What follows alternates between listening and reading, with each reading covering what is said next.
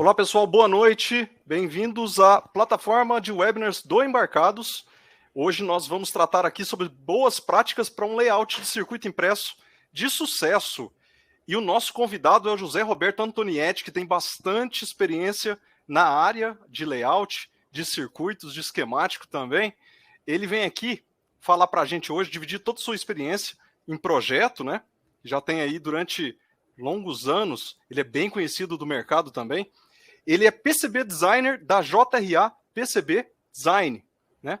E nesse webinar, ele vai navegar pelas etapas de desenvolvimento de layout de circuito impresso, identificando as dificuldades e desafios para um projeto de PCIs, desde a escolha dos componentes, passando pelas definições mecânicas, fornecedores, novas tecnologias, placement e definição de regras, garantindo a boa prática para o design. Esse webinar, ele é patrocinado pela Mouse Electronics, que viabiliza toda essa infraestrutura que a gente tem aqui. Gostaria de deixar aí a dica para vocês, entrarem em contato com a Mouse Electronics para qualquer compra que vocês tiverem dúvida também, né? Tem e-mail em português, tem telefone em português. Eu vou deixar telefone grátis, desculpa, 0800 em atendimento em português. Eu vou deixar o número da Mouse Electronics aqui no chat para vocês, tá bom? Mauser.com. É isso aí. Vamos lá, então. Deixa eu chamar para a sala o Antonietti, que está falando direto de Campinas. Antonietti, abre seu microfone e sua câmera. Pode vir para a sala.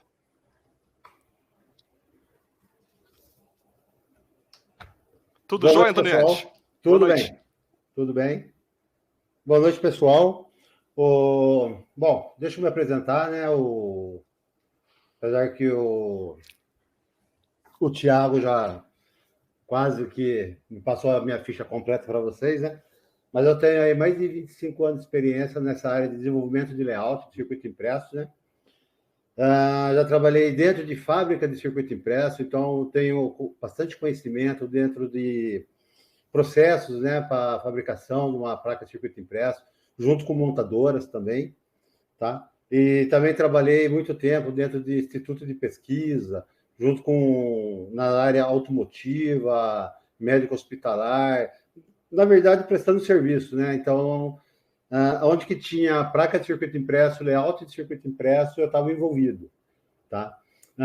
Nessa fábrica eu trabalhei 11 anos, tá? Eu era responsável pela área de CAD/CAM, ajudei a implantar a ISO 9000 para projetos na época, tá? E também fui instrutor da ferramenta Altium, quando essa empresa era representante do Altium, na época. Então, de 98 a 2005, eu era o que dava suporte a todos os usuários da ferramenta e também dava treinamento on-local, dentro das empresas. Então, viajei bastante por aí em empresas, né, de vários segmentos, né, e sempre adquirindo um know-how, né, dentro dessa área, tá? E hoje, né, fui convidado, desculpe o nervosismo aí, estou vendo aqui, tem algumas pessoas que eu conheço, tem muitas pessoas aqui que eu conheço já dentro dessa caminhada, né, de mais de 25 anos.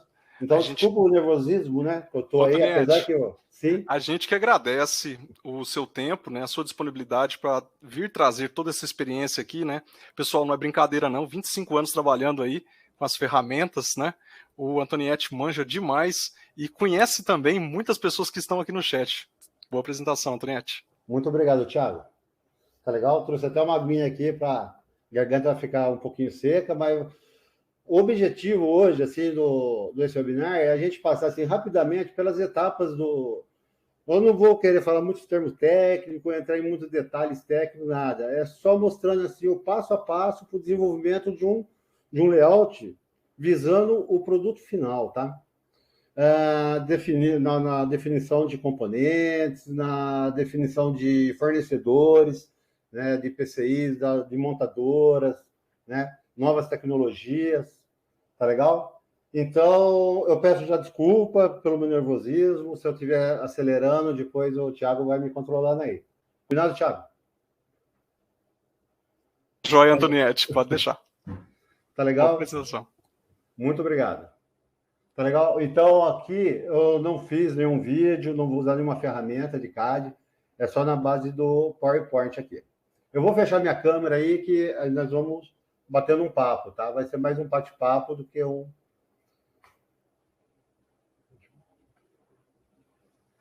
Vamos lá, deixa eu puxar aqui que eu fico mais à vontade do outro lado aqui. Tá legal? Então, aqui o Thiago já comentou, né, qual que é o objetivo desse webinar. Tá? A abordagem também, ele já fez uma breve abordagem, que seria definições, escolha de componente, a capabilidade, os tipos de PCIs que nós temos hoje. Tá? Então, acho que o primeiro passo, sempre o primeiro passo, é a definição do escopo, né, do produto. O que a gente quer, né? O que a gente vai fazer, né? Qual que é o objetivo final, né? Então, depois que definimos esse escopo, então tem a parte do desenvolvimento eletrônico, que seria a PCI, que seria a primeira parte, a escolha de componente, né? Então, é um fator crítico, né, para o sucesso, né, de um componente, na parte de escolher uns gerenciadores, módulos de potência, microcontroladores, processadores, conectores, principalmente, né? Dependendo da aplicação, os conectores é muito importante para o produto final, tá? Então, para iniciar essas escolhas, né, devemos sempre levar em consideração alguns pontos, alguns aspectos importantes, né? O que? Se for pode ser uma reutilização de circuitos e componentes que já está sendo usado dentro da empresa, né? Então, aí fica até mais fácil, porque você já vai usar um componente já homologado, já tranquilo para a área de compras, tudo. O custo, né? Tem que levar em consideração o custo. O que eu sempre digo, que um produto com custo, qual é sempre o objetivo? É reduzir o custo. Isso não quer dizer baixar a qualidade, tá? Porque um produto com baixo custo, ele pode ter uma alta qualidade. Ao contrário, também é verdade. Você pode ter um produto de alto custo e a qualidade não ser viável, tá? No mercado não aceitar. Então, a gente tem que levar muito em consideração esses tópicos, tá? E também, no momento da escolha do componente, a gente vê a vida útil desse componente, porque ele tem um tempo de vida no mercado, né? Não adianta você escolher um componente que vai atender você nesse momento, sei lá, daqui 1 ano, 2 anos, 3 anos, você não vai encontrar mais componente, ele está obsoleto, você vai ter que mudar seu projeto novamente. Então, a gente tem que levar tudo isso aí em consideração. E também ver o estoque e disponibilidade dos componentes, ainda mais nesse mercado hoje, né? Com essa crise que nós estamos aí, é global, né? Não é uma coisa local, é uma coisa global. Tá? Então, a gente tem que levar muito em consideração e ter parceiros também, fornecedores de componentes, que podem auxiliar, né, a equipe nesse momento aí da escolha também dos componentes, tá? Você tem que ter também uma parceria aí com os fornecedores de componentes, tá? Levar em consideração os footprints, né, as novas tecnologias, pode ser um BGA, um LGA. Então, isso aí é muito importante a gente ter em mente, né? E nós vamos ver daqui um pouquinho para frente, também conhecer a capacidade dos nossos fornecedores. Não adianta escolher um componente que o nosso fornecedor homologado não tem condição de montar. Aí você vai ter que desenvolver um fornecedor novo também, tá? E o que é principalmente também a gente levar em consideração é a documentação desses componentes, né? Será que ele já está disponível? Os datasheets, referências de designs, kits de desenvolvimento? Então, tudo isso aí a gente tem que levar em consideração no início do projeto, né? Na hora que a gente está pensando no produto. Tá? E tudo isso aí é importante lá na frente, na hora que isso aí for mesmo para campo, que for para o mercado. Tá? Tá? Então, aqui nós vamos falar um pouquinho sobre conhecendo as capacidades dos fornecedores de PCI e serviços de montagem. Tá? Hoje em dia, tem muitas fábricas de circuito impresso, oferecem serviços de excelente qualidade. Tá? Então, aqui a gente tem que levar em consideração o seu produto que está desenvolvendo junto com a capacidade do seu fornecedor, seja ele homologado ou se vai homologar. Esse serviço de homologação do fornecedor, de deixar ele como um fornecedor, você tem que ir lá na fábrica. Interessante, sempre que possível, ir lá na fábrica, conhecer, né, a capacidade desse fornecedor, né? Conhecer. Geralmente, as empresas nos sites, eles já trazem lá as capacidades deles, tá? Seria a menor furação, a menor relação pé de furo, os creases, isolações, o tipo de material usado, dependendo da aplicação. É aqui no desenvolvimento que a gente vai definir o material que vai usar, tá? o material laminado que vai ser usado, tá? O tipo de acabamento que o seu produto vai necessitar, o aspect rádio. Então, são vários fatores aí que a gente precisa levar em consideração, tá? E também junto à montadora das PCIs, tá? A gente precisa saber a capacidade do seu fornecedor, né? Que vai auxiliar aí na construção do projeto da PCB. Porque você tem que saber lá qual é a distância entre os componentes, a distância mínima, altura de componente, proximidade de componente alto, componente baixo, os tipos de montagem, né? Se vai ser uma dupla refusão, se vai ser componente misto, SMD de um lado, PTH do outro, tudo misturado. Dependendo do projeto, você pode ter uma variação muito grande, tá? Os tipos de solda que é utilizado, isso é muito importante. Hoje a gente tem aí a questão dos LED free, tudo, tá?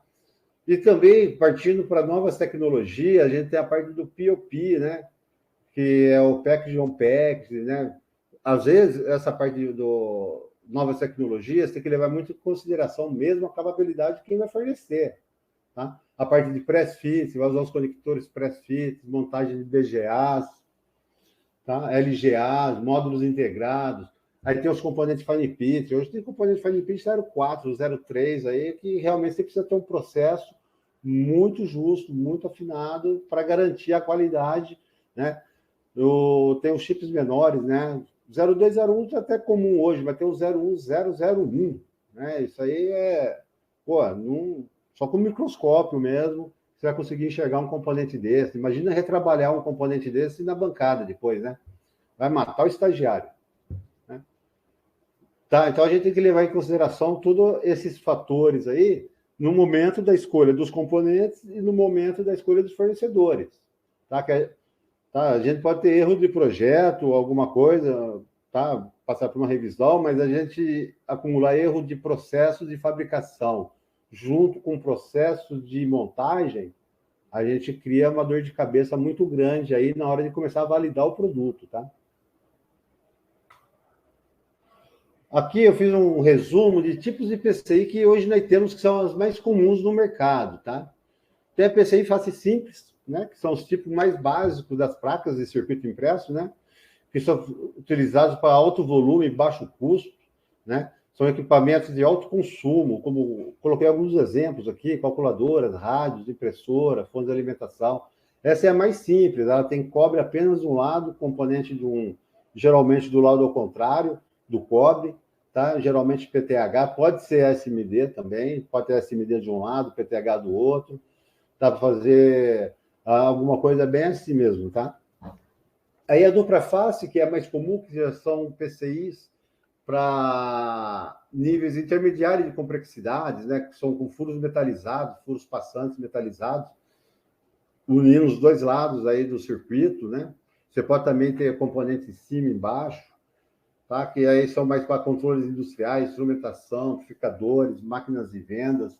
Então, são os dois tipos aí que atende uma boa demanda no mercado hoje. Aí viria a parte assim, um pouco mais complexa, são as PCIs multilayer, que são PCIs dupla camada, né? Que a partir de duas camadas, 4, 6, 8, sempre números pares, né? Você pode chegar aí a 30 camadas, né? Eu já cheguei no máximo 16. O maior desafio meu foi uma de 16 layers, né? Que foi um belo desafio, tá? E os circuitos são isolados, são várias camadas de cobre, são isolados com material isolante, né? Esse tipo de PCIs é mais complexo, né? É um custo mais alto também, né? Pela complexidade da construção. Tá legal? É usado em smartphone, equipamentos médicos, né? Equipamentos aeronáuticos, notebooks, né? E ele oferece também um alto nível de flexibilidade e design, né? Porque hoje os designs, as exigências, né? Você pega aí sinais de alta velocidade, impedância, então você já consegue controlar melhor uma PCI multilayer, né? Uma PCI multicamada que a gente chama. Aí a gente já parte para a PCI flexível. As PCI flexível também, né? Elas são feitas com um material mais maleável, dobrável. aí é mais usado em casos assim que motivo de espaço, peso, né? Então, a poliamida, né, que é um material mais comum, ela já tem as propriedades física, química e mecânica, né? Igualmente as PCI rígidas, né? Elas podem ser construídas também em face simples, dupla face, multilayer, né? Ou as PCIs flexíveis, elas ajudam a diminuir o tamanho, né, da PCI, quando você precisa usar uma PCI num ambiente mais fechado, né?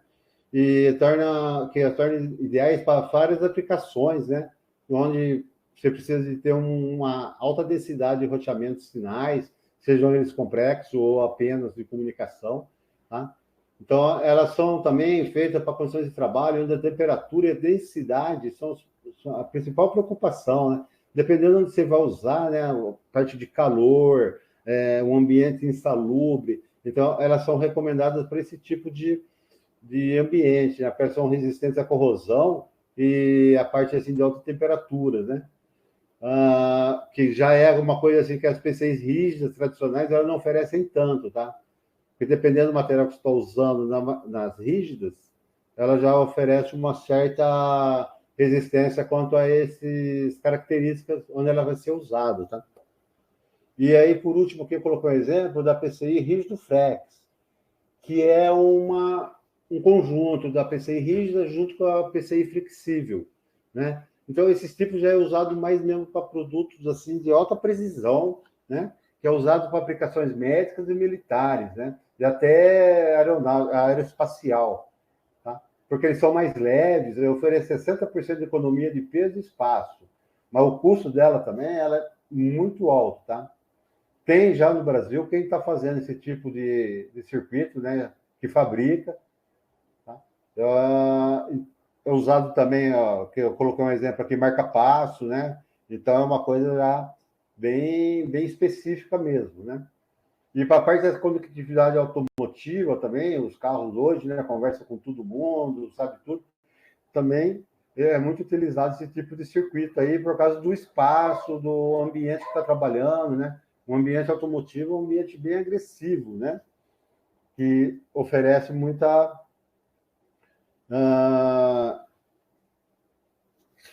restrição aí quanto à aplicação, apesar de ser um tipo de PCI com custo muito alto, tá? Então, eu peguei esses 5 modelos. Tem outros modelos também que eu não quis colocar aqui. Tem a Metal Core, que é para iluminação de LEDs, que também está sendo muito utilizado hoje, né? Essas lâmpadas de LED, iluminação pública, tá? Que é o Metal Core. Já é um outro tipo de trabalho, outro tipo de PCIs, que eu não coloquei aqui na apresentação, mas fica como uma informação a mais. Tá? Então, aqui, né, estamos partindo agora para o desenvolvimento mesmo do produto, do layout. Vamos iniciar o layout. Então, eu montei um fluxograma, né, aqui, que para a gente iniciar um layout, né? Como que vamos iniciar esse trabalho, né? Eu já havia comentado com o Thiago, né? Que eu não ia comentar sobre nenhuma ferramenta, tá? Nesse web design, né? Eu até faço uma observação aqui, que tem muitas ferramentas hoje no mercado e tem até ferramentas free, né? Que elas oferecem, as ferramentas free, elas oferecem algumas limitações, né? Como de funcionalidade, número de camadas, restrições, né? E também a ferramenta mais complexa. Tudo, a escolha da ferramenta vai depender do produto que você está querendo desenvolver, tá? Tem as ferramentas aí que auxiliam em análise térmica, interfaces com ferramentas mecânicas, arquivos de produção, né? Que é a parte de CAM, né? Então, eu acho que o ideal, né, é utilizar alguma ferramenta que atenda o produto, né? E o usuário, que ofereça também um suporte, né? Não adianta você ter uma ferramenta que você não tenha um suporte, né? Se der uma dúvida, alguma coisa, um bug, você tem para quem correr. Então, isso aí é muito importante a gente ter isso aí em mente também, tá? Então, independente da ferramenta, né? Aqui eu fiz um fluxograma bem rápido, nós vamos passar, né, procurar passar parte a parte aí do fluxograma, né, que seriam as etapas mesmo do layout, tá? Então, começo aqui pela definição e especificação do projeto. Foi isso que nós estávamos conversando até agora do momento, tá? Aí vem a parte de criações e componentes, seriam os símbolos, os footprints, as bibliotecas, né? Partindo para a captura do esquema, né?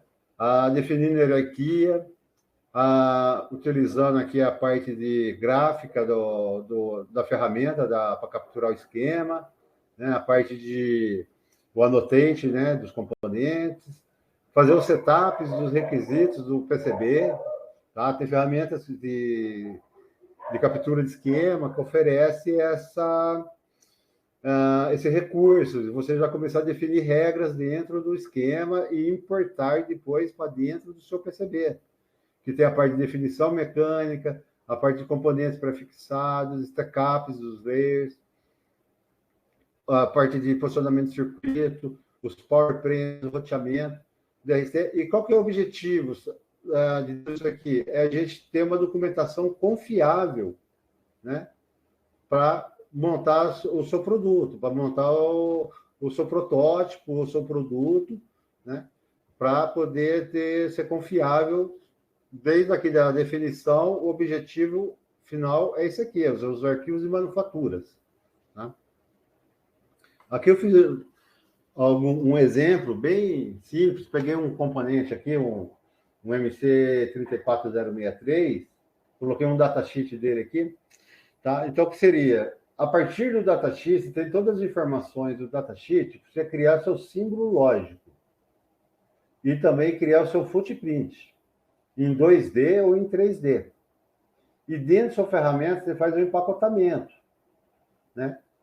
Então, você parte aqui de um datasheet, de um reference design, né? Você cria o seu componente dentro das regras, dentro das normas, tá? Como eu disse, não vou entrar dentro de regras e normas, tá? Mas existem normas hoje, né, que regulam toda essa parte de informações, como que se cria o componente, tamanho de pad, a parte de símbolos, né? Definição do símbolo, a parte de pads. E dentro da sua ferramenta de CAD, você faz seu empacotamento. Aqui a gente tem uma janela aqui que mostra, né, o seu símbolo que foi criado e o seu footprint, que você vai utilizar dentro do seu projeto. Peguei um exemplo bem simples, mas eu acredito que ficou bem didático, né, essa demonstração aqui. A partir da criação dos componentes, nós vamos para o próximo passo, que é o esquema elétrico, né? Então, você tem as suas bibliotecas, seus componentes, tudo inserido dentro do seu projeto, bonitinho. Então, você deve criar o seu componente. O que eu aconselho, sempre digo, sempre procuro implantar, que eu acho que é muito importante, é a gente ter um padrão de documentação, né?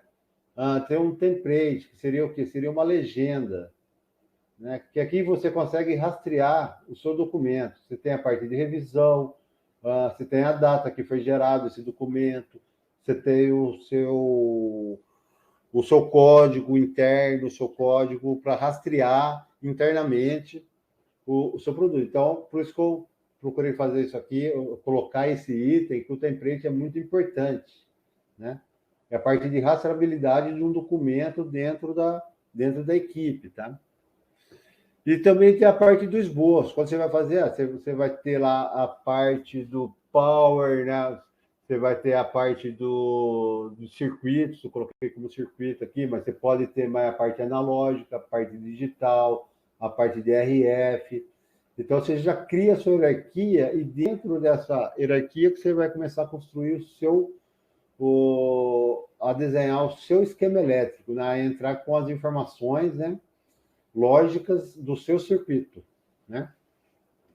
Lembrando que essa hierarquia, né, a gente sabe muito bem que não é uma coisa engessada, tá? Você pode, a qualquer momento, você pode mudar essa estrutura, você pode mudar o rumo dentro de uma organização, é lógico, né?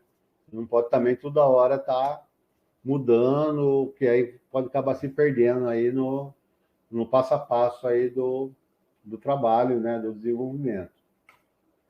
Aqui eu coloquei alguns exemplos, né? Por exemplo, né? que as ferramentas oferecem várias opções que facilitam a criação e edição, né, do esquema, né? A gente tem os wire, junção, os PowerPoint, NetLabel, os barramentos.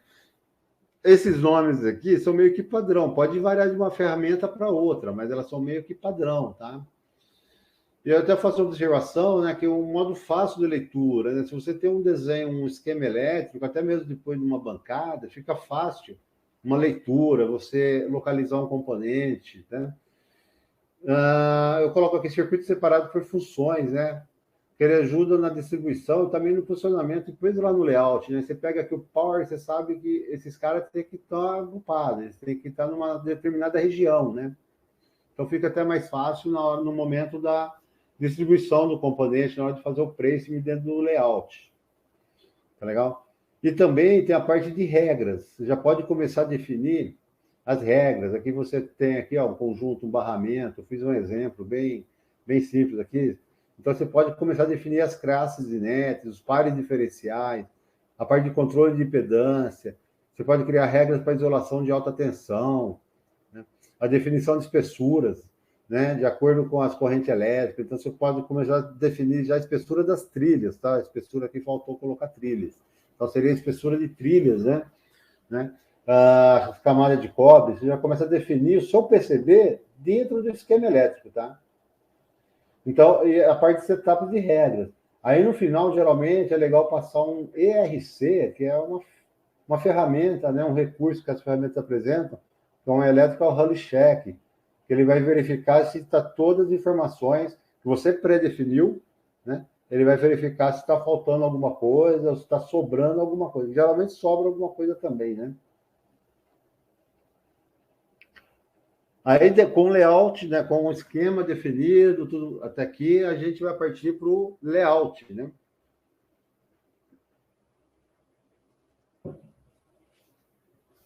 Só um minutinho que eu tomei um golinho de água aqui, que a garganta vai secando.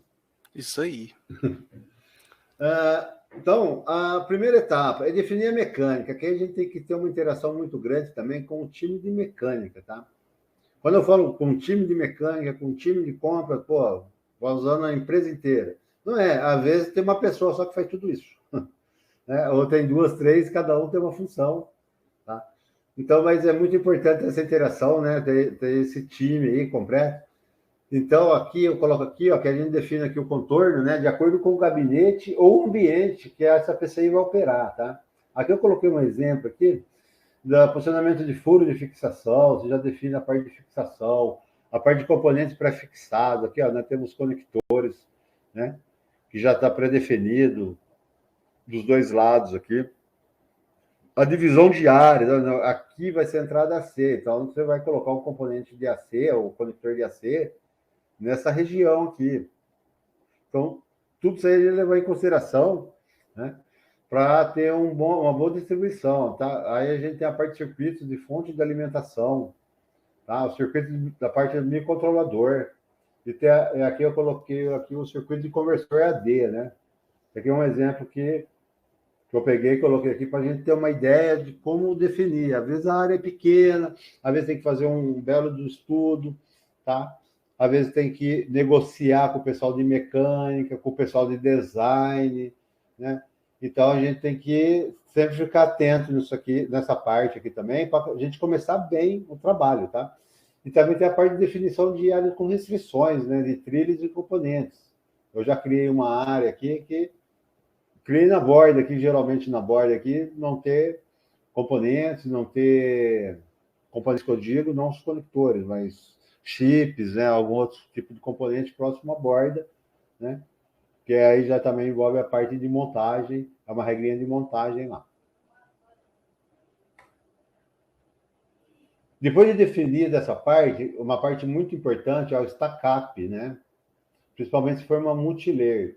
Isso aqui é uma informação muito importante, que isso aqui é uma informação que vai para o fornecedor de PCI, né, para o seu fornecedor, né, que você vai definir o material, a espessura de cobre, o controle de impedância, né? Aqui a gente consegue definir o material e a espessura de cobre, né? O dielétrico, que é a espessura do dielétrico, a gente vai definir a impedância para sinais aí de alta velocidade, de controle de impedância, a gente vai definir aqui no Stacap, tá? As ferramentas eles já vão dar os valores aqui, vai dimensionar a sua trilha aqui para quem você está definindo aqui. Tem a parte do controle do crosstalk, né? Que é a diafonia, a capacitância dos internos, então você controla por aqui, pela definição do Stacap. Esse é um passo muito importante também, né? No momento da definição de uma PCB, né? Eu faço uma observação aqui que essas informações são importantes para o fornecedor de PCI se oriente para a montagem do Stacap, né? Que é a escolha do material, controle de espessuras. Hoje, no Brasil, já tem empresas fazendo, as PCI já faz o controle de impedância. E já tem equipamento para isso, tá? Então, você define aqui 50 ohms, que vai ter que ter essa trilha, eles já conseguem definir lá. Se o seu Stacap não estiver atendendo, eles podem até sugerir um Stacap para você, sem alterar seu, vamos dizer assim, o seu produto, né? Sem alterar o...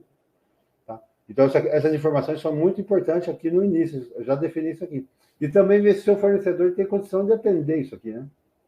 Senão você vai ter que desenvolver um novo fornecedor. Aqui é a parte de placement, tá? Então, eu peguei aqui mais um exemplo aqui, que aqui nós temos aqui a parte isolada, tem a parte de microcontrolador, a parte de AC, né? Tem uma parte analógica, tá? Então, isso aqui a gente tem que levar em consideração agora as regras de montagem do seu fornecedor a sua montadora de PCIs, tá? Com certeza você deve ter lá um livrinho lá, né? Um handbook lá, onde que eles já vão te passar orientação, a distância de chips para chip, de chip para CI, de chip para CIs. Então, geralmente, esse pessoalzinho, as montadoras, elas já têm lá um guideline que eles podem fornecer, e quando você vai fazer a distribuição dos componentes, tem isso aqui em mente, a distanciamento de componentes, junto com a distribuição de circuitos, os capacitores de acoplamento próximo aos pinos de alimentação dos respectivos CIs, isso é muito importante também, tá? Indicação de polaridade de componentes, tá? Os componentes são polarizados, diodos, capacitores eletrolíticos, até mesmo os conectores de identificação dos pinos, tá? Uma coisa que é muito importante também é a parte de logotipo, identificação de PCI, que isso é versão, data, né? Essas informações são muito importantes para a rastreabilidade, né? Você pode fazer uma, duas, três versões, quando você olha na bancada, mas que versão que é essa? Essa aqui foi a primeira, foi a segunda, foi a terceira? Então, você tendo essa identificação da PCI ajuda muito, né? No momento da validação, tá? O tamanho da fonte do Silk, isso é muito importante também, né? Porque é a parte de legibilidade. Imagina um técnico lá sentado na bancada e não consegue enxergar não consegue ler, né? Aquele componente, não consegue identificar aquele componente, porque o silk está sobreposto, em cima de pad, ou embaixo do componente. Então, esse tipo de observação assim a gente sempre legal atentar para esse tipo de detalhe, tá? Então, o recomendável também, se terminou o seu placement, é interagir com o seu time de desenvolvimento mecânico, né? Hoje, as ferramentas têm saídas para ferramentas mecânicas. Então, você gerar um arquivo 3D, o pessoal vai colocar lá dentro da caixa, vai ver se não está pegando, se não está tendo interferência, tá? Porque aí você pode evitar um retrabalho. Já pensou se começar um roteamento, você está lá 80%, vem o pessoal da mecânica, precisa mudar esse cara aqui que não está legal, né? E, geralmente é um componente bem crítico, né? Que pega. Então, é legal ter essa interface, né? Esse intercâmbio também com o time de mecânica, para ver se está tudo ok, se está batendo, antes da gente partir para a próxima fase, né? Tá? Aqui eu coloquei aqui o polígono, vou falar um pouquinho de polígono, que é um recurso de ferramentas, né? Que auxiliam muito na construção de áreas que demandam assim, uma alta corrente, né? Geralmente é um GND ou um VCC, pode ser um VCC também, né? Ou uma blindagem de sinais RF, né? Como o exemplo que eu coloquei aqui, um módulo LoRa aqui, ó, né? Então, aqui, utilizar o termorelief para conexões elétricas. Coloquei um exemplo aqui do lado aqui. Então, aqui é um circuitinho aqui de fonte de alimentação, pode ver que tem um alívio térmico, né? Para os pads dos componentes. Isso ajuda no momento de retrabalho. Você não corre um risco, né? Quer dizer, corre menos risco, né? De quando você for ter que tirar um componente, trocar um componente, sair o pad junto, porque você vai ter que aquecer muito, como esse exemplo aqui, ó. Você vai ter que aquecer muito, sai o pad, danifica, você pode danificar a sua PCI, né? Porque não observou um detalhe simples, que é o thermal relief, que eu estou passando aqui, tá? Ou quando é um circuito RF, né? Então, aí eu aconselhava fazer mesmo, chegando direto nos PCBs, né? Obedecendo as regras de controle de impedância desses sinais aqui, tá? E sempre que possível, né? Utilizar várias vias interligando os polígonos, né? De um lado para o outro, que ajuda muito o caminho da corrente, o retorno de um terra, né? Ajuda no funcionamento do circuito, né? Você pode evitar aí umas ruideiras, umas coisas chatas aí nos testes aí, no funcionamento em campo, tá? E também eu sempre aconselho não, né? Eu sempre dou um toque, manter uma isolação um pouco maior do polígono em relação aos outros elementos, manter uma isolação um pouco maior, tá? Coisa de 30% a 40% maior que as outras isolações, para evitar curto, até mesmo numa fabricação, no momento da fabricação, pode ocorrer algum curto, né? Tudo bem, tem o teste elétrico, mas pode acontecer no momento de solda você gerar um curto indesejado aqui e dar uma dor de cabeça depois encontrar esse curto aqui, tá? E aqui são a parte de internal plane. Aqui falando de multilayer, são os layers internos, geralmente são layers geralmente uma multilayer de 4 camadas seria top e bottom, seria layer de sinal. E os internos seria GND e VCC. E dentro desses layers, a gente pode ter vários tipos de alimentações. Você pode ter um GND analógico, um GND digital, um GND de RF, ou um 3V3, um 5, um 12, uma tensão de entrada, tá? Então, utilizando os recursos da ferramenta, tá? A gente consegue controlar, né? E dividir esses planos, né, de uma maneira lógica e também funcional. Para fazer isso, geralmente, é no momento da distribuição dos circuitos, né? Então, eu coloquei aqui um exemplo aqui, né? Que eles podem ser divididos em vários planos, né? Preferencialmente, né, manter as alimentações correspondentes no mesmo plano, né? Então, se você vai escolher o plano 1, né, o interno 1 como GND, então seria o digital, o analógico, o RF. Não coloca o GND digital junto com o VCC, junto com a entrada AC, né? Tá? É só um toque aí que melhora um pouco o funcionamento, melhora muito o funcionamento, tá? E também tem como ligar esses planos, né, ao NET, né? Então, para componente PTH, né, o ideal é usar o thermal relief, né? Como esse exemplo aqui, ó. Você cria um alívio térmico também nos internos, que ajuda muito no momento de você tiver que tirar, retrabalhar um conector ou um componente PTH, ajuda muito aí no retrabalho, tá?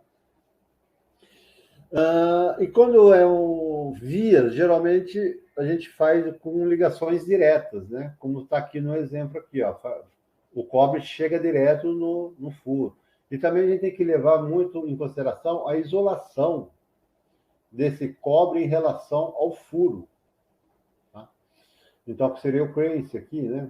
Então, eu coloco aqui uma medida ideal 0,35 a 0,5, tá? Esse 0,35 mínimo, dependendo de caso, pode chegar a 0,2, tá?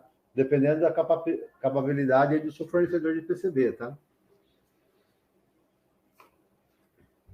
E aqui a parte do roteamento, tá? Eu coloquei alguns exemplos aqui, né? Que um bom roteamento, né, deve ser observado a sequência de sinais mais críticos para sinais menos críticos, né? Priorizando os sinais que exigem mais cuidados, né, para o bom funcionamento, né? Por exemplo, a gente sempre começo por parte de alimentações, os planos internos, já define seus planos, já divide seu circuito. Aí vem a parte de clock, a parte de relógio, cristais, né? Coloquei aqui, ó, tem alguns cristais aqui. A prioridade, né? A parte de antena RF, já faz, já define essa área, então essa área depois vai ser intocável, vai ser imexível, né? Tem a parte de sinais rápidos, barramentos de memória, a parte de comunicação, né? Que as USBs, HDMI, eu coloquei um exemplo aqui, um barramentinho aqui, ó, de memórias aqui, tá? E também devemos observar as regras de roteamento, né? Que são as dimensões das vias, espessuras de trilhas, isolações mínimas, a classificações de net por grupo. Então, tem vários fatores aí que ajudam a você a utilizar essa parte de roteamento, para você ter um roteamento bem confiável lá no final do trabalho, tá?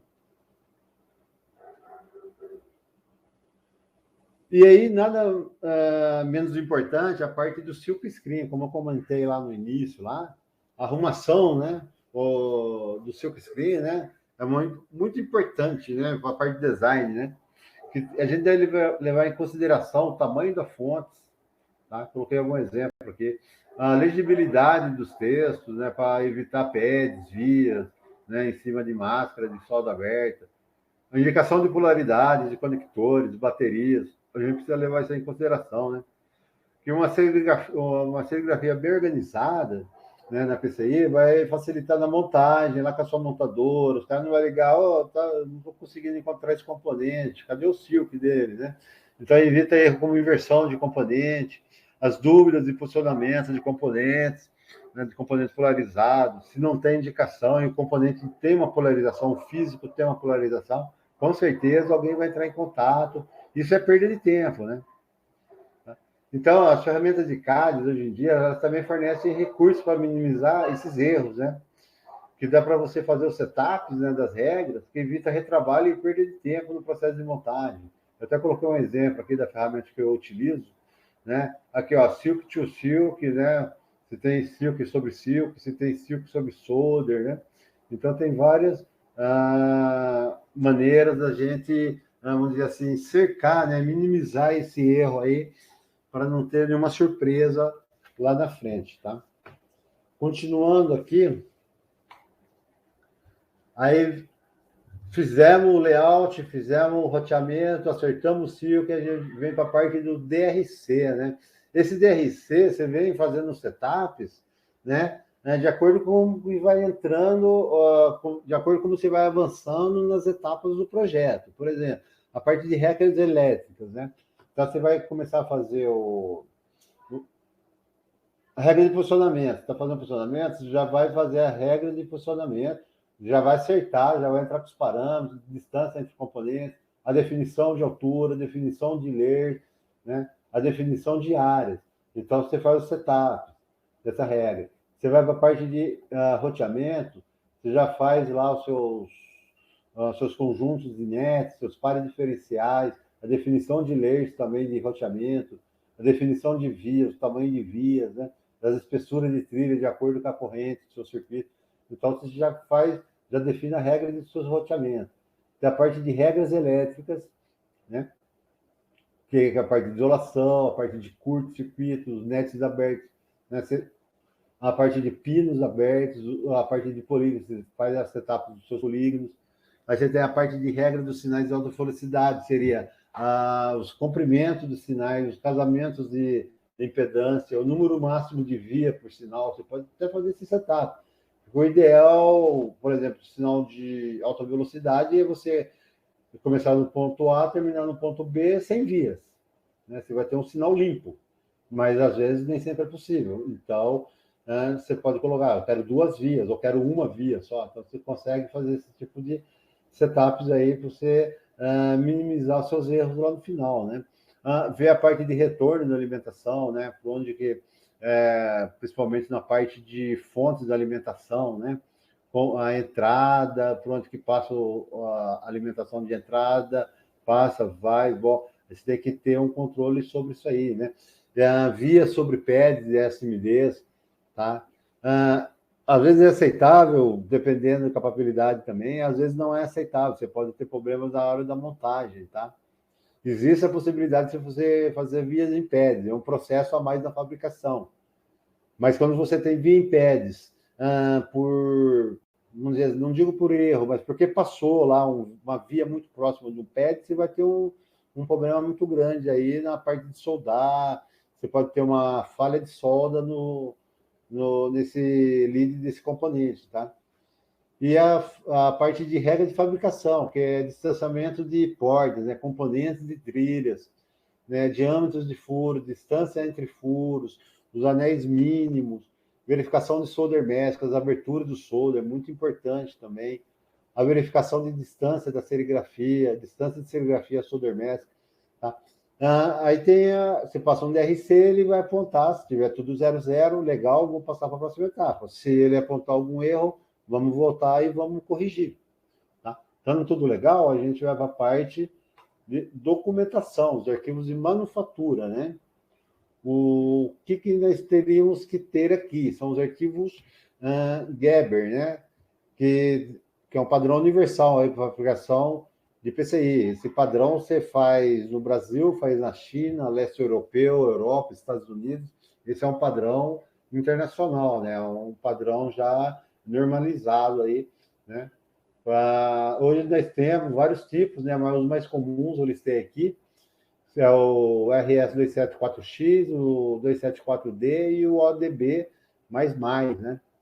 Que esse ODB++ já sai com netlist, sai todas as informações do seu PCB, tá? Então, você precisa gerar as camadas necessárias, né, para montar a PCI física.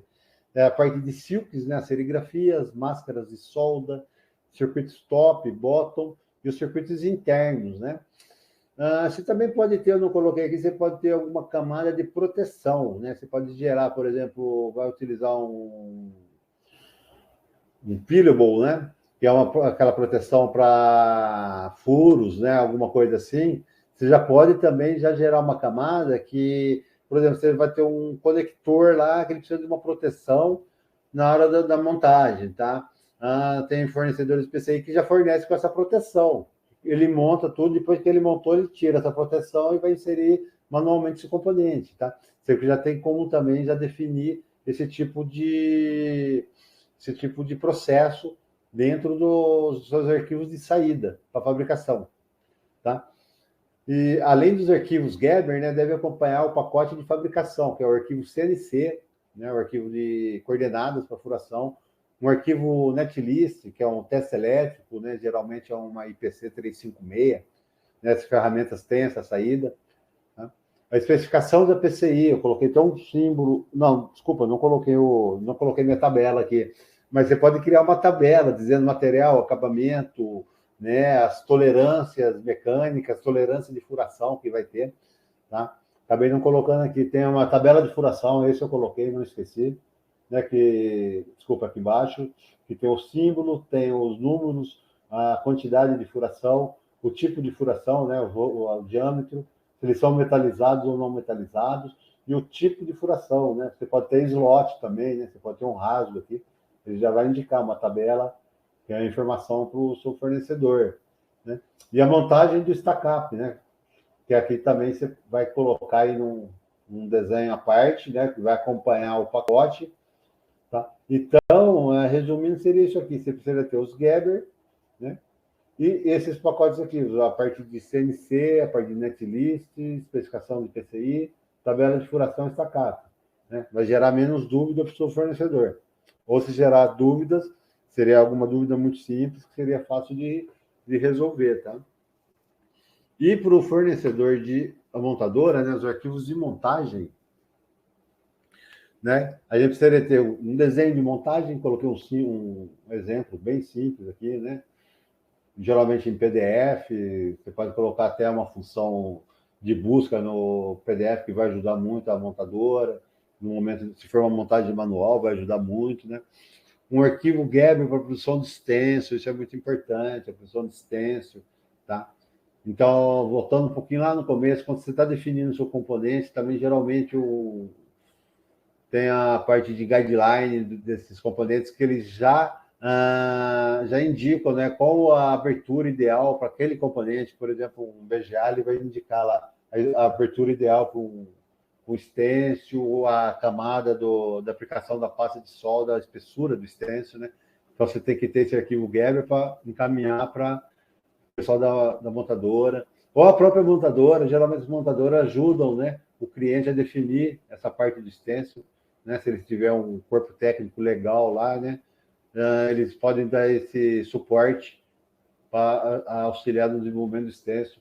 Uma lista de componentes, eu coloquei alguns itens aqui, que seria a quantidade e a referência do componente, uma descrição bem simples, bem objetiva, o valor, né? Quando possível, colocar a parte de fabricante, o parte de nome do fabricante e o footprint, tá? E a parte de arquivos e coordenadas dos componentes, né? Que seria a parte do pick and place, que são os arquivos de coordenados componentes. Então, com esse pacote aqui, é um pacote mínimo. É lógico que pode ser que a montadora peça alguma outra informação, mas esse seria o mínimo para você ter aí uma montagem, um produto confiável. Eu acho que conseguimos, né? Acho que até um pouco antes do tempo previsto, né, Thiago? Chegar aí no finalmente, né? É isso aí, Antoniette. Tá. Abre a sua câmera aí. Vem para a sala aqui para a gente... Vou mudar aqui o meu monitor aqui. Tá joia. Obrigado, Antoniette. Obrigado pela apresentação. Tá? Pessoal, o Antoniette, ele gastou várias horas aí pensando e relembrando todos os perrengues que ele passou, né? E colocando toda a experiência dele para dar as dicas aí para vocês, né, de forma resumida aqui nesses slides. Eu gostaria muito de agradecer a sua disponibilidade, Antoniette. Antoniette, fala um pouco sobre a sua experiência e o que você faz atualmente, para o pessoal entender certinho. Você está em Campinas, né? Tô em Campinas, né? Tô aqui já 55 anos, né? Não queria revelar minha idade, mas eu nasci, sou de Campinas. Tá, hoje eu trabalho, assim, 25 anos, comecei em 1900, tem mais de comecei em 89 na área técnica e em 90 eu migrei para essa área de PCB, né? Na época ainda era prancheta, era fitinha Bishop ainda, fazia na prancheta, tudo. Aí entrou o CAD, tá? Então estou nessa área aí desde essa época, então acompanhei a evolução dessa área, né? Antes falava SMD, lá em 90, 91, era bicho de cabeça, né? Mas aí fomos vendo que não era. Aí foi evoluindo os componentes, a tecnologia, eu fui acompanhando.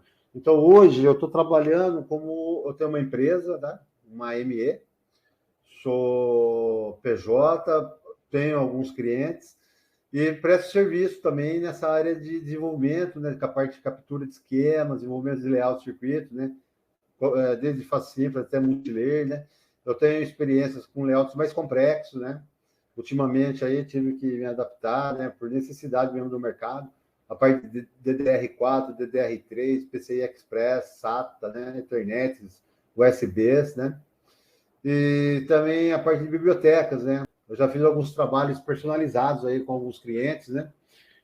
De criar biblioteca mesmo, né? Criar bancos de dados e componentes, linkar lá com o RP lá do cliente, né? Que fica uma biblioteca linkada lá já com um departamento de compra, com parte de logística, né? E todos os componentes que eu crio, que eu tenho, são tudo empacotados em 3D, com as informações tudo necessárias para o desenvolvimento, né?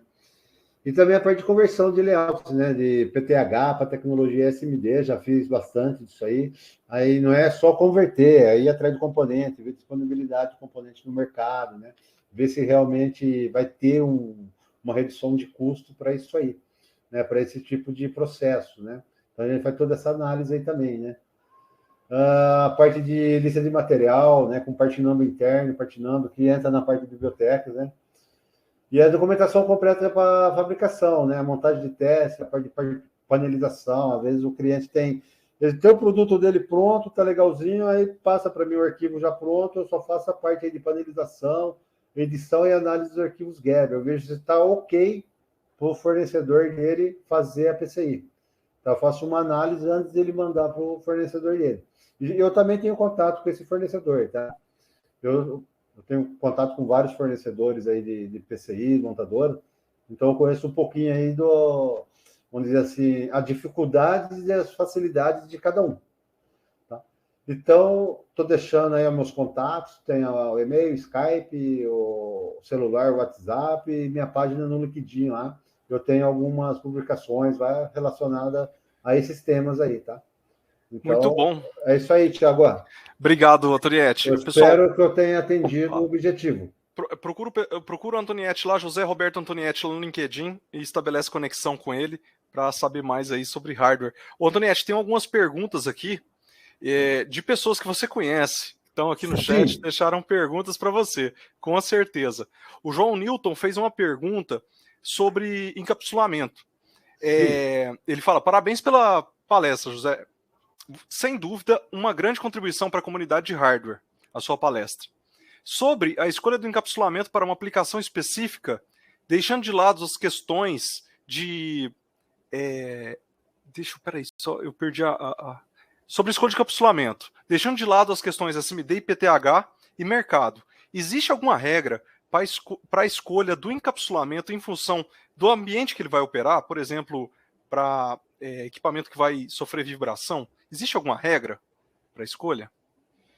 Não necessariamente. Aí você tem que... encapsulamento não. Aí você tem que ver a construção do componente, né? Você tem que dar uma pesquisada. Por exemplo, vamos pegar essa parte de fibração, é muito comum o capacitor eletrolítico, né? SMD. Ele tem 2 pads apenas. Ele vai trabalhar numa área que vibra muito, que tem muita vibração mesmo. Você tem que ver a construção desse componente. E tem componentes, por exemplo, pegando o capacitor eletrolítico, que ele já vem com suporte. Se eu vou trabalhar num lugar de vibração, já tem na especificação dele, a construção dele já é própria para aquele ambiente. Tá? Então, não envolve tanto a parte de encapsulamento do componente, né? Porque ele vai ser um capacitor eletrolítico de 10 milímetros de diâmetro. Só que a construção dele é diferente para suportar aquele ambiente. Tá joia. Obrigado. Obrigado, Antoniette. Tem uma pergunta aqui do Daniel. Qual a diferença do Gerber RS274X para o Gerber X2? Qual que é o melhor formato para a fábrica de PCI? Aí eu vou complementar a pergunta dele. Algumas fábricas têm uma exigência e outras, né, Antoniette? Não, a 274X, ela é a mais utilizada hoje, tá? Assim, Por quê? Porque ela já tem a roda de abertura embutida dentro do arquivo. Né? Porque o que é o arquivo Gerber? Nada mais é que um arquivo texto lá de coordenadas. Ele tem lá as linhas de comando no início, depois são as coordenadas, e que vem os decodes, né? Se você coloca...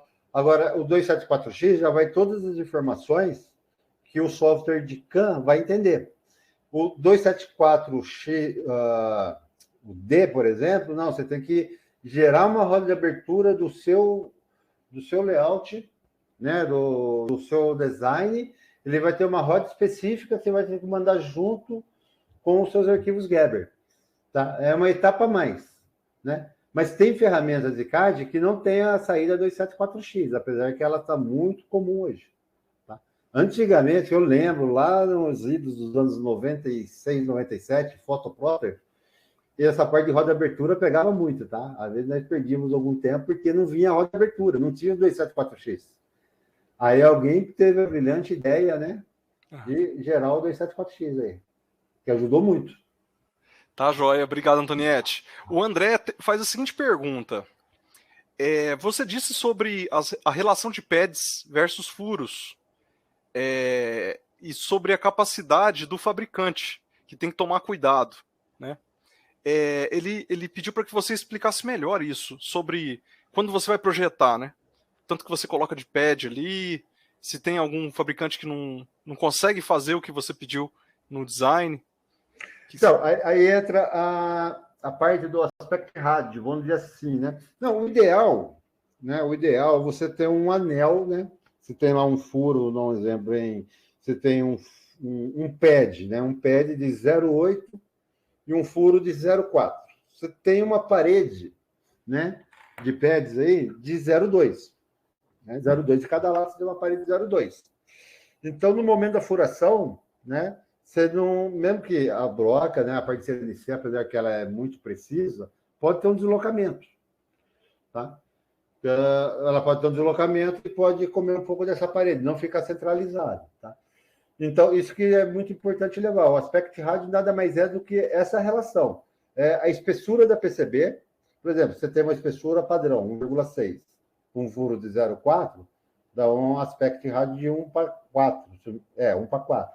Agora, você tem um de 3,2, você vai aumentar esse aspect rádio, né? Da furação. Então, você pode ter um deslocamento da broca. Apesar de ela ser precisa, então você tem que levar muito em consideração essa parte aí. Tá? Então, é a relação da parede ali do pad. Não sei se fui claro, mas... Tá joia. Antoniette, você tinha dito, um dos seus trabalhos, né, é fazer biblioteca de componentes para clientes, né? Sim. Como que funciona essas libraries personalizadas? Tem uma pergunta aqui, trazendo aqui uma pergunta do Flávio também. Ele fala sobre os footprints dos componentes. Se ele é feito pela própria equipe, ou você já utiliza alguma ferramenta, ou você pega os footprints e entrega para o cliente. Como que funciona isso? E você faz footprints personalizados, entrega como lib, né? Como que funciona? Então, eu tenho minha biblioteca. PCB é minha biblioteca esquemática, né? Minha biblioteca PCB, ela é dividida lá por chips, que é a parte de 005, 04, 02, 06, 03. Eu tenho a minha parte de SOPs, TSOPs, minha parte de PGA. Eu tenho essas bibliotecas minhas criadas aqui. Isso aqui foi um trabalho de formiguinha que eu fui desenvolvendo durante anos aqui. Eu tenho, né? Essa parte de biblioteca junto ao cliente é a parte de banco de dados. Eu vou criar um banco de dados para o cliente. Entendeu? Eu vou linkar minha biblioteca num banco de dados e fornecer esse banco de dados para o cliente junto com as minhas bibliotecas, né? Aí, por exemplo, ele pode usar lá um CI ou um controlador específico dele. Eu vou criar lá o esquemático, o símbolo do esquema para ele, vou linkar. Aí eu vejo com ele o que ele precisa de informações, de parâmetros para gerar aquele componente. Eu vou gerar esses parâmetros, vou fazer toda essa edição na biblioteca. Ele vai ter um banco de dados que pode ser atualizando, né? De tempo em tempo, também do treinamento com alguém responsável da empresa, como que vai atualizar esse banco de dados, né? Esse suporte pós-entrega aí, né? Tá joia. Antoniette, e sobre modelos 3D? O Paulo comenta aqui que a maior limitação nos projetos dele são os modelos 3D. Hoje, no mercado, o pessoal está desenvolvendo placa e eles sempre consideram essa visualização 3D, ou algumas ferramentas elas limitam isso. Você gosta de trabalhar vendo o aspecto 3D também, conforme as necessidades do cliente? Como que você encara isso? Você acha isso muito importante? Eu acho muito importante, porque, por exemplo, vou pegar um exemplo, estou fazendo um trabalho agora junto com um cliente, né, na área automotiva, né? É uma PCI até simples, pequena, né? Mas o que pega mais é a mecânica. É que nem um chaveirinho, tá? Então tem muita limitação, tem muita nervura, tem muito... Essa caixa tem muita nervura, muitas limitações mecânicas, né? Então ele me passa o arquivo mecânico dele, né? Nesse caso, estou fazendo assim, geralmente faço o contrário. Eu modelo em 3D aqui a minha PCB e passo o arquivo mecânico para o time dele. O time dele que faz a análise lá, ó, tá pegando aqui, afasta, tira. Às vezes eu falo, não, tira isso aqui que não dá para afastar, né? Então tem toda essa interface com... Então é muito importante, sim. Tá, tô pegando um exemplo, vamos dizer assim, simples, mas você vai fazer uma fonte, você vai fazer um equipamento médico, alguma coisa, tem que ter essa noção, né? De espaço, né? Onde que vai ficar a sua PCB, né? Se ela não vai conflitar com nada. Então, o 3D é muito importante, porque a ferramenta de CAD ela já tem essa saída com uma ferramenta para mecânica, né? Então, essa interação com o time mecânico, isso é muito importante. Ô, Antoniette, agora em 2017, quando eu fiz uma placa contigo, quando você mandou lá o esquemático, layout, a gente, para ver o 3D, a gente pegou um papelão, colou os componentes e fez na moda antiga ainda, sabe? Sim, Porque a gente não sim. tinha placa ainda. Fez um mock-up. Um mock-up, exatamente. Então a gente fez meio que ainda da forma antiga, agora em 2017. Agora, em 2022, né, com computadores mais velozes e com essas capacidades novas também do próprio CAD, isso já é possível, né? Sim, sim. Né, ajudou bastante essa parte de 3D aí. Eu já trabalho com 3D desde 2006, quando eu trabalhei Legal. numa empresa na região aqui de automotiva, a gente fazia isso aí. E o pessoal está curioso com relação às ferramentas que você usa. Altium, Trabalho Eagle, com, KiCad, PiCad, o pessoal quer saber qual que você usa.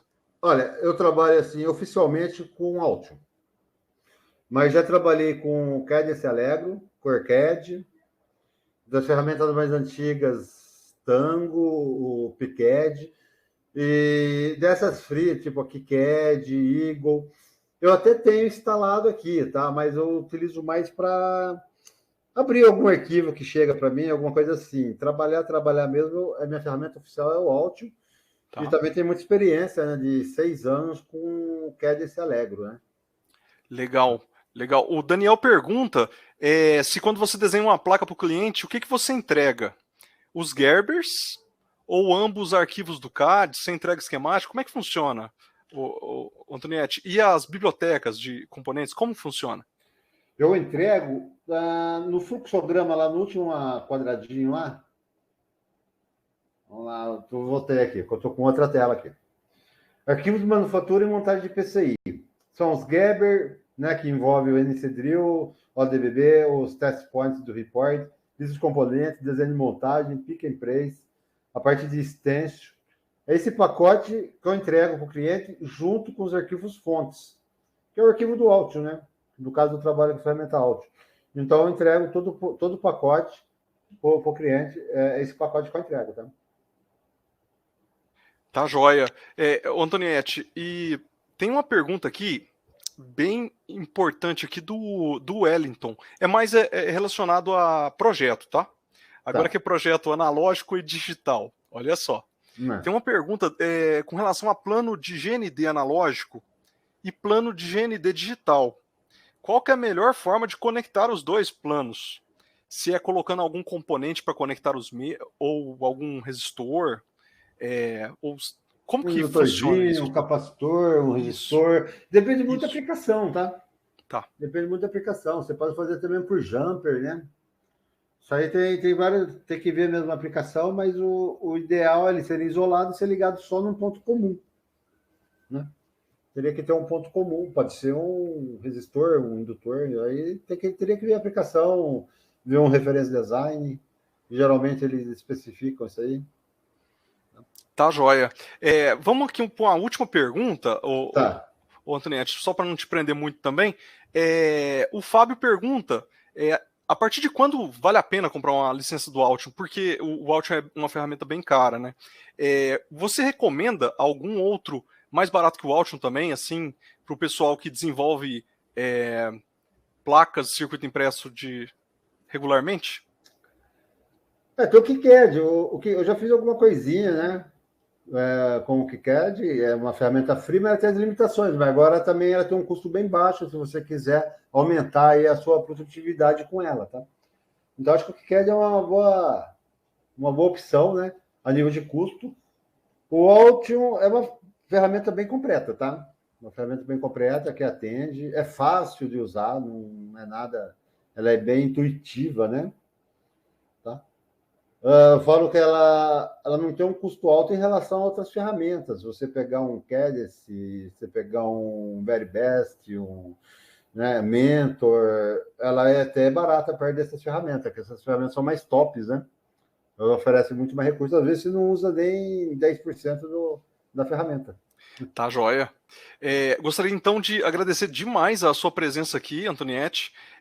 Vou repetir aqui o seu celular e WhatsApp, ó, 019 9925 33010. O pessoal tá aqui, tirem print aí da tela, Entre em contato com a Antoniette se precisar de mais informações. Gostaria de agradecer demais. Você respondeu mais de 10 perguntas aqui ao vivo, Antoniette. Obrigado. Espero ter atendido. Obrigado por ter desenvolvido toda essa apresentação aqui para a gente também, né? De forma exclusiva aqui, para o pessoal que estava aqui ao vivo. Eles já enviaram várias perguntas aqui, continuam enviando. Muita gente agradecendo a sua participação, né? Aqui, ó. Obrigado, Antoniette. O pessoal que já trabalhou com você também, você é conhecido no Brasil todo. Você faz também trabalhos online, Antoniette, para empresas que estão fora de Campinas? Faço sim, né? Aqui na região faço trabalho em loco também, né? Trabalhei aí 2 anos dentro de empresa como PJ, né? Como terceiro, e também dá para fazer assim, agora, né, que esse trabalho remoto aí, com essa pandemia, faz 2 anos que eu estou aqui no meu quadradinho aqui. Meus 3 metros quadrados. Casa do cachorro é maior que a minha. Tá joia. Logo, logo a gente vai se ver, a gente vai voltar para os eventos também, viu, Antoniette? Fique tranquilo. Tá legal, então. Então, pessoal, eu gostaria de agradecer a todos que ficaram aqui até agora, muita gente conectada, um dos webinars aqui que mais tiveram pessoas interagindo também, né? Muito obrigado, viu, Antoniette? Douglas, eu que agradeço a oportunidade. Nós vamos olha só, o Flávio mandou um abraço para você, obrigado. Rodrigo, o Fábio, o Ederson, o Emílio, o André, o Panza, o Edmilson, o Rodrigo, muita gente conectado aqui, mandando um abraço para você. Tá joia? Tá muita legal, gente aqui agradeço a atenção de todos, desculpa se o nervosismo, um pouquinho do nervosismo aí. Muita gente que já trabalhou com você, viu? Aí, eu sei, eu conheço essa figura aí. O André falou, o Embarcados deveria fazer um mini curso com a Antoniette. Estamos se programando, isso aí em breve, né? Pedido do André aqui. Um abraço, então. Muito obrigado, viu, Antoniette? Obrigado pela disponibilidade. Tchau, pessoal. Obrigado a Mouser Electronics, que patrocinou esse webinar aqui, webinar técnico com a gente. Aí, próximo dos desenvolvedores, mouser.com. Obrigado a todos. Até o próximo webinar. Valeu, pessoal. Valeu, pessoal. Muito obrigado a todos.